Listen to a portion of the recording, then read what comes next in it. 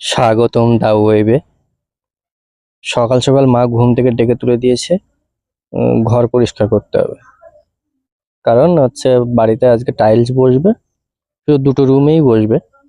তো সেই জন্য রুম থেকে যত ব্যাগ জিনিসপত্র যা আছে সবকিছু বের করে দিতে হবে।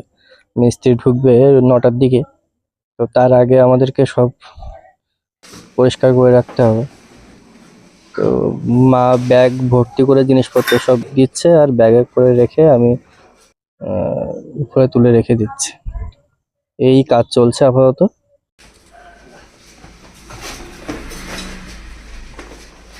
ভাই অনেক রাত্রে অফিস থেকে ফিরেছে বলে ও এখনো ঘুমিয়ে আছে।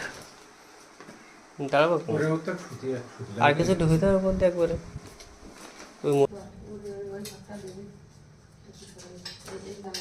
আলনা বের করে নিয়ে বাইরে সাইড করে রেখে দিচ্ছে।